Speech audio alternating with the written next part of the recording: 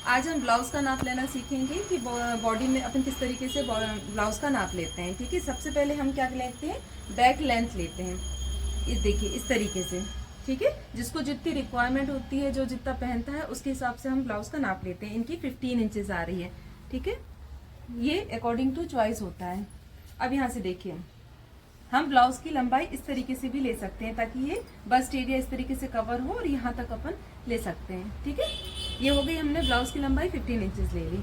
अब हम नापेंगे इनका शोल्डर ये देखिए इस तरीके से, यहाँ से इस शोल्डर से लेके यहाँ तक। ठीक है, लेते हम पूरे शोल्डर है, लेकिन ये बैक नेक के हिसाब से हम जब ड्राफ्टिंग करते हैं तब उसके अकॉर्डिंग लेते हैं। अभी आप इसमें नाप आप लिख सकते हैं 16 इंचेस। ठीक है, शोल्डर आपके 16 इंचेस। अब यहीं से हम क्या करते हैं, बैक नेक भी नाप लेते हैं।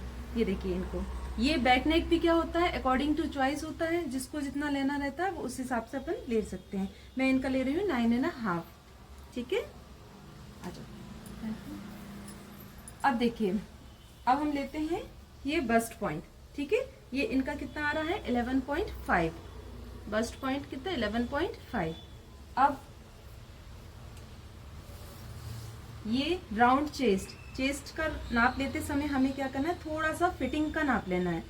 41 है इससे। अब यदि मैं सूट का नाप लेती तो किस तरीके से थोड़ा सा 42 आ जाता, लेकिन अभी अपन को बिल्कुल फिक्स लेना है क्योंकि ब्लाउज बिल्कुल फिटेड होते हैं, इस कारण से 41। ठीक है, सेम इसी तरीके से हम जब वेस्ट लेंगे तो अपनी ये देखिए, इसको भी अपन 35.5 आ रहा है। ठीक है, इस तरीके से। यदि किसी को नहीं पसंद एकदम फिटिंग का तो आप उनसे पूछ करके भी ले सकते हो कि यदि ज्यादा टाइट नहीं चाहिए तो थोड़ा सा लूज भी ले। अब देखिए, अब हम आते हैं फ्रंट नेक देखिए यहाँ तक। ये भी अकॉर्डिंग टू चॉइस होता है, कई लोग छोटे पहनते हैं, कई लोग बड़े पहनते हैं। इनका ये देखिए 7.5 इंचेस। ठीक है, अब स्लीव्स की बारी आती है। स्लीव्स भी जहां से अपन ने शोल्डर खत्म किए थे वहां से ही हमने शोल्डर लेने हैं, मतलब स्लीव्स की लंबाई हमें वहीं से लेना है। ये देखिए, अब इनकी है एल्बो तक। यदि आप स्लीव्स लेते हो, शॉर्ट लेते हो तो यहाँ तक, ये भी चॉइस के अकॉर्डिंग, लेकिन एल्बो तक लेना है तो अपन हल्का सा थोड़ा सा टर्न करके देख लेते हैं कि एल्बो कहाँ क्रॉस कर रहा है, वहां तक अपन इसकी लंबाई ले लेते हैं। स्लीव्स की लंबाई भी अकॉर्डिंग टू चॉइस ही रहती है। अब इनका लेते हैं स्लीव्स बॉटम। ये एक यहाँ से लेंगे, ये 14 इंचेस आ रहा है। ठीक है, एक हम यहाँ से लेंगे। ठीक है, ये होगा 14 और 11। अब देखिए, जब यदि हमें फुल स्लीव्स बनानी रहती है तो हम एक यहाँ का राउंड लेते हैं, यहाँ का भी राउंड लेंगे और यहाँ का भी राउंड लेंगे। ठीक है, अब नेक्स्ट है आर्म होल। तो ये आर्म होल देखिए इस तरीके से, ये देखिए यहाँ से पूरा इस तरीके से ऐसे टर्न करते हुए ये जो शोल्डर एंडिंग है और जहाँ से स्लीव से स्टार्ट है वहां पे अपन को आर्म होल लेना है। यहाँ पे नहीं लेना है, ज्यादा ऐसे गोल करके यहाँ नहीं लेना है आपको, थोड़ा सा ऊपर कर लो। ये देखिए इस तरीके से। ठीक है, इनका आ रहा है 17.5 इंचेस।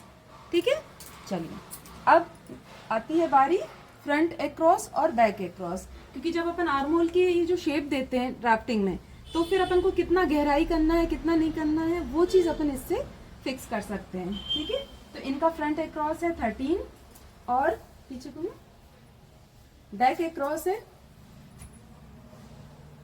15 इंचेस। ठीक है, ये कहाँ से लेते हैं अपन, यहाँ से अपन 5 इंच नीचे करके यहाँ से फ्रंट में भी और बैक में भी फ्रंट और बैक अक्रॉस ले सकते हैं।